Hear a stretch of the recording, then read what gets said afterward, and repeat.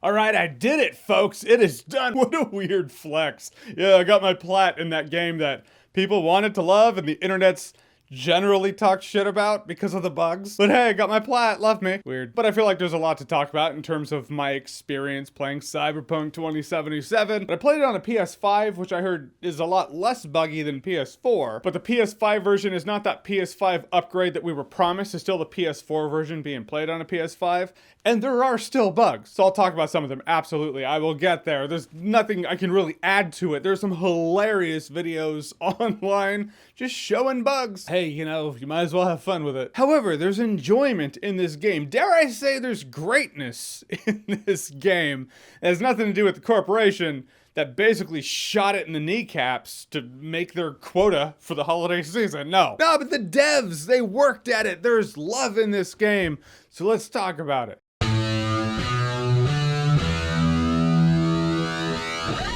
Cyberpunk 2077. Fight the man. So Cyberpunk 2077 is that $60 beta test that we all bought. It's basically, think GTA, it's Grand Theft Auto in a cyberpunk world. It's really all you need to know. There's a chip in your head that's killing you, and also Keanu Reeves, well, not Keanu Reeves, the character's played by Keanu Reeves. The consciousness of Johnny Silverhand is also in your head, so he just comes to talk some shit every once in a while. You know, like Joker in Arkham Knight, same thing. So yeah, you have your main story and your side quests and your side missions, and you're going around this cyberpunk world. It really shows how monumental Blade Runner was, because you see this, you're like, this is Blade Runner. Really, the vibe I got with this, it's Blade Runner meets Strange Days meets GTA. That's what I gotta say about this world. This world's very captivating. It's very intoxicating. It's very immersive. It was anything but boring to me. And that's where you see the clear line between this game that was still buggy upon release and the game that the developers wanted to make. Obviously, they weren't the ones to make this call because there's love in this game. Nailed it. Also a very mature game. Like some of the scenes where you get down, even one of the story-based scenes with Johnny Silverhand, one of the flashback scenes, you're like, this is, wow, they're just showing it all. Remember when the hot coffee mod was like the most controversial thing in games? It's nothing now. That is nothing. When hooking up with a sex worker on the corner, the one that I found, love the disgusted look, like just the one. I mean, there's another one, a dude, but not my thing. But whether it be that or the general ambience, like you're going down the seedy realm of the city, and it's just like you hear sex ambience everywhere. Or a commercial comes on TV when you're in the elevator, and it's just like, it adds to the vibe of the world. And the vibe of the world is an interesting one. It's not just because it's sex that adds to it, but there is something about the grit in this game. I just dug it. I was telling a couple of my friends I would love for this game to come out on VR, because if there is a VR world I could go into, like Ready Player One style, and just kind of lose myself in it, it would be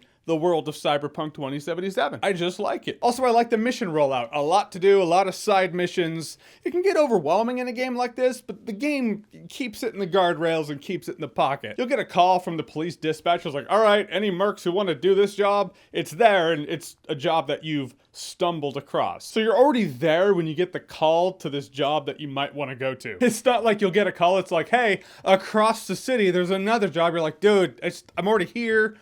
Now I gotta go there. No, the jobs roll out as you stumble across them and you come across them. It just kind of keeps it feeling less overwhelming. Not saying this is the first game to do that, but I'm just glad that that's the system this game did. But there's a variety of gameplay in a game like this. Same with my Mass Effect build. For Cyberpunk, I went with pistols, sniper rifles, and hacking. Because just generally, you know there's going to be things you want to hack into. It'll probably get you more money early on. It's just, there's usually perks to go along with that. So that's what I did. But if you want to go in as a brawler, you can. If you want to go in as just guns blazing, you can. There are builds you can have to do all that. The hacking mechanic was actually really cool. At first I was like, I don't understand this, but you know, experience sticking with it, otherwise known as a YouTube video explaining it. Point is, it's a really fun, complex minigame you run into quite often in this game. You get really good at mapping out all the numbers you're gonna push before you even start. Plus you get your skill in that skill tree up, you get more perks to the point where you get some money, nerf everybody, buff your quick hacks, and you just destroy lives. I did find that quick hacks, a smart sniper rifle, and a good strong pistol is really all I needed. That was my build from the beginning of the game to the end of the game.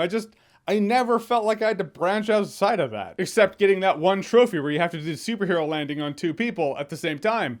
Which sucked. I would land on people and it wouldn't hurt them or kill them. And it was stupid. And that's like, if I'm gonna jump to the bugs for a second and address that, that's the problem with having a buggy game upon launch, because it creates this antitrust throughout the entire game between the player and the game. Like, if this game wasn't buggy and my superhero landing wasn't working, I'd be like, all right, I'm obviously doing something wrong. I need to get to a higher place, though I didn't record it when I did it. I jumped from like 5 stories. It just wasn't working. But because the game's all buggy, I'm like, clearly it's the game's fault.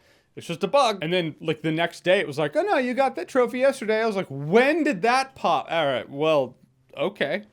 I guess I have it now. But yeah, I found relying on quick hacks, smart sniper rifle, and a good powerful pistol when you run out of sniper rifle ammo, that's the great build. That was the great build for me. Because I never found a sniper rifle with a silencer on it. However, I did have quick hacks in which you could fry someone's brain from like 50 yards away, and that was fine. That's probably the best sniper rifle you can get in the game, is actually a quick hack, and you just melt their brains. Just dead. You build that up, the refresh on it's pretty generous. You just start melting brains from a distance and no one really kills you. The boxing mechanic, you know, when you're hand-to-hand fighting just nobodies, is actually pretty gratifying to arc up and just slug them and the base hits you. You're like, oh yeah, you're down forever. But there's this whole boxing thing where you have to face off against a few boxers as their boxing matches. But the boxing mechanic is really not well polished to the point where it's getting so intense you're pushing it in, which means you're ducking and now you're moving all slow. Then you get slugged a couple times and the match is over. Because I was kind of a glass cannon, you know? It's like, yeah, I can hack your brain, I can shoot you from a distance, but please don't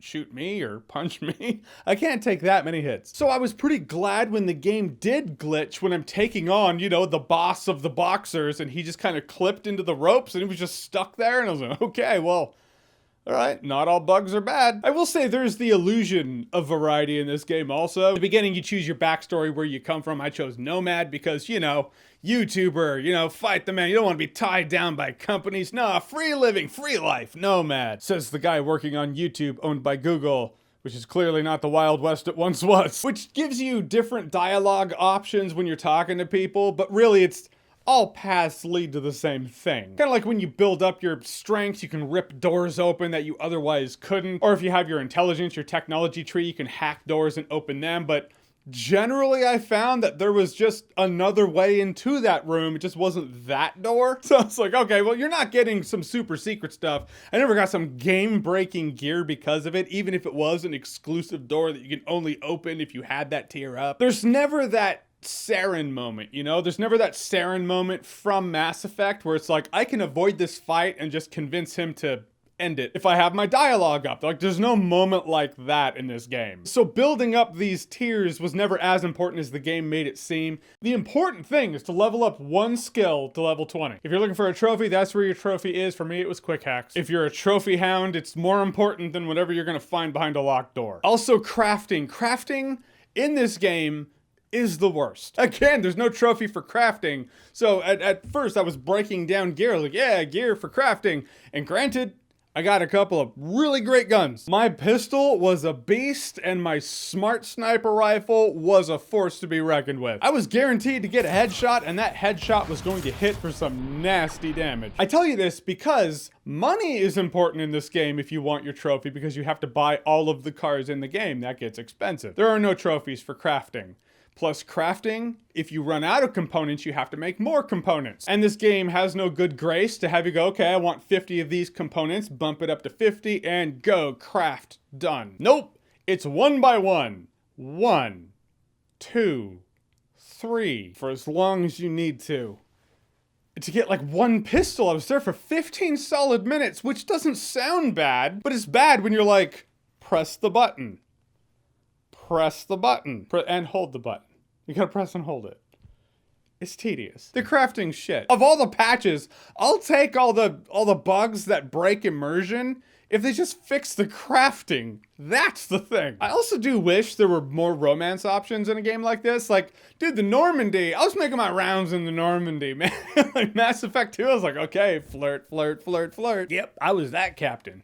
I was Captain James T. Kirk. I didn't care. In Cyberpunk 2077, you have one romance option. I mean, you have two if you want to hook up with a dude, but Again, not my thing. So okay, my one option's Pan Am. That's her. That's not that I'm complaining. She's pretty cool until she gets kind of dramatic. Like, she was awesome, and then she was like, fine, whatever. She would just drama out, and I was like, I like a game like this to give more personality types, more options. My favorite was Judy. At first I was like, hey, Judy, what's up? And I was like, oh, she is not interested in dudes. There's no shot there. Damn. But I will say the friendship you form with Judy is actually pretty awesome. And I like the friendship. That's another thing. This game has connections and friendships you form with people. And those connections and friendships are actually, they feel solid. I liked them. Not the least of which was Johnny Silverhand, played by Keanu Reeves. Keanu's amazing in this game. He's Keanu Reeves, but he's Keanu Reeves, the self-destructive rock star imaginary friend. He's not imaginary, it's actually his consciousness. I mean, if I had to pick a Jiminy Cricket to be on my shoulder talking to me the entire time, it would probably be him. I just thought he was great. I thought he was amazing. Most importantly, he's entertaining. And another thing I thought was lame before we get into some of the bugs was the XP and items and everything you earn in the last mission. It doesn't carry over because, of course, it's like, oh, hey, you beat the game, but, you know, there's more to do, so go out there and you're like, all right, sweet. But everything you picked up, everything you earned, everything you did from the last mission doesn't carry over, which sucks because there was a lot of great gear dropping. I was like, yeah, I'm going to sell all this stuff. Oh, I'm going to get those cars, and none of it carries over. It's like it doesn't matter. So don't even waste your time picking anything up. I thought that was lame. I feel like that's just an easy patch fix that they could do among the many patches are probably going to do with this game. So the game generally is what you think it is. It's a fun, immersive, interesting, dirty, seedy cyberpunk world in which I've never felt so much like a Blade Runner in my entire life. A lot of missions, side missions. The core story is not that long. So it's the side missions that really fill it up, and the side missions are a lot of fun. I didn't think the game was too hard, to be honest with you. In terms of difficulty, I usually play games, actually not usually. I always start a game out on normal, because normal I feel like is where the developers were like, this is the optimum intended way to play the game, and if you want to bump it one way or the other, you totally can. And even then, it just wasn't that hard. I had enough healing, I had enough quick hacks, people weren't gonna live through me. In a world where I can capture gameplay footage, here is official gameplay footage of me going through the final level of this game. Unstoppable. So if you're a first-person shooter GTA veteran, you might want to bump up the difficulty a bit, but you can do that mid-game, I believe, so try it out, and when you feel like God, just go ahead and bump the difficulty up. Okay, so the bugs are completely and totally in this game. Again, I played it on PS5, but it's the PS4 version on PS5, which I heard is less buggy than the PS4 version, but the bugs are still there. I didn't run into anything game-breaking. It was just these little obnoxious bugs that just hurt the immersion. And that's annoying, absolutely. I mean, we all like immersion, especially in an immersive world, a world that's supposed to be immersive. There's nothing worse than you see some fucking guy like just doing this shit. What are you doing? One time I got to the next phase of a mission, just never triggered. I was just sitting around like an asshole, like, what to do? I had to restart the mission. Then the game crashed, so I ended up having to do this sequence 3 times. But hey, nothing that my invisible gun can't handle. Another one that cracked me up. I don't have footage for all of these, but I remember them. These cops are in a firefight, and I'm like, oh, here I am, dun dun dun. I swoop in there and just take out all the baddies, and the cop's like, oh, on behalf of the force, thank you very much. And the dude takes a step, and he's like, freeze, motherfucker! I was like, what did I do? And he starts just shooting me. I was like, well, what, did you get a memory wipe? I mean, it's Cyberpunk. It could happen. And again, maybe I did something wrong. Maybe I shot a cop in that crossfire. I don't know. But I'm never going to humor that because the game's buggy. So again, that disconnect, that antitrust between the player and the game. The game's just buggy as shit. The cop shot me after he thanked me. Dick. It's kind of like, and I noticed this earlier on when I played the game, and then at a point it stopped doing this. I don't know if I just got better at it, or if a patch that they did just made this go away. But when enemies would see me, it was like Metal Gear Solid 1, where they'd see you and you're like, ah! And then everyone knew that this person saw you. And then later on, as I kept playing, I had time to neutralize that person before he got the word out. And I was like, okay, they don't know I'm here yet. I guess I'm asking your question more than giving an answer. I just found it funny that I'm like, so Metal Gear Solid 2 advanced that. We're talking a game from 2002. Did it better than Cyberpunk? That's weird. Well, you can say like, oh wait, no, they have cyber tech, so they're linked mentally and everyone knows if one person, but that's me making a stretch to justify what's possibly a bug that may or may not be a bug in the game. And that's really what the bugs are. I didn't even get pissed when a car flies through the air like it's the Statue of Liberty's head from Cloverfield or something. It happened a couple times, just driving, all of a sudden you just see cars in the background just blow up everywhere. It's just flying cars. It's raining cars. You're like, well, why though? Or Pan Am sounding like she's talking through a walkie-talkie when she's 2 feet from me. The feeling of realizing it means nothing if you're alone. My favorite was when I died on this roof. This roof had these mines on it and I just got blown up, but there's an autosave there. So my autosave load was just a perpetual loop of death. Save often, my friends, because all of this pales in comparison to the reality that when you're playing this game for any extended period of time, you can count on you're going and then the game stops and then you just get that sinking no feeling. Cause crash. I reported it every time. You realize how many reports they're getting from me alone? It's crazy. I can only imagine how many people have reported crashes in this game. But yeah, that was really the most obnoxious one because not everything you do autosaves. Like every mission will. But these little straggler things are like, oh, this is a little straggler mission, I'll take care of that. It doesn't necessarily autosave, and so you're going and then freeze, and maybe you leveled up, maybe you optimized your gear, maybe you're at a little station, you sold your gear, or broke down gear, or crafted something, and well, that's gone now. You have to do it all over again. So I found myself just saving a lot. I saw this one YouTube video where someone's comparing Cyberpunk to Grand Theft Auto 5 and how Grand Theft Auto 5 does things better than Cyberpunk. Like if you aim a gun at someone in a car, Cyberpunk, they're all like, please don't. I'm asking nicely. GTA 5, they're like, I wanna live! They just back the car up, jump out, run off. But in this video, dude shooting in the water in Cyberpunk is like, there's no bullet splashes. In Cyberpunk, I'm like, I'll do you one better. There are no body splashes either.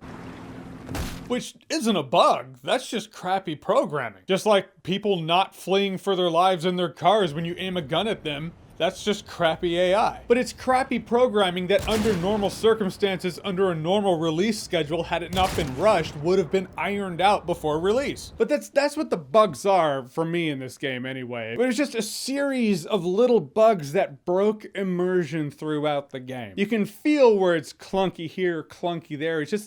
It's a complete-ish game. It's just not polished. That fine-tuning, that's the difference between a beta and the final release. But in that's why I'm not even pissed at the developers. I'm sure the developers are as pissed as the rest of us. Because in this game, you can feel the love of this world. You can feel the fact that they worked on this game for years. And the developers knew that which we all now know, which is this game should have been delayed for another year. But the devs work for the company who answer to the investors, and everyone above the developers wanted to make their fiscal year. They wanted to make their holiday quota, which is why I'm looking forward to the patch. I hope it gets patched. It will eventually get patched to be a complete and wonderful game. A game which people can then dive into and have that experience of Cyberpunk that was intended from the beginning. Bummer is, this game broke sales records. So for a lot of people, it's going to be the second impression. There's no second first impression. But I thought the world was interesting. It was gritty. It was dirty. It was very Blade Runner. Blade Runner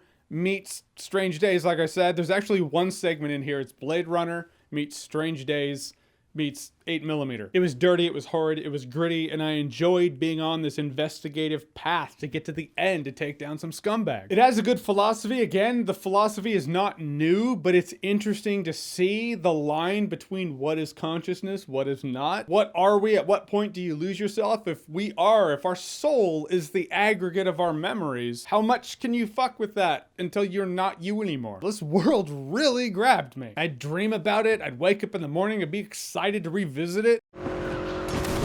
Don't worry, she'll be fine. But in order to really experience all that, you have to do something you shouldn't have to do, which is look past the wall of bugs. But if you can't look past it, I totally get it. It just means you're human. You shouldn't have to look past it. But that is to say, when they finally do patch this game to be the game it was supposed to be upon release, I say give it a shot, because I think you might really dig it. That's the new rating I'm going with.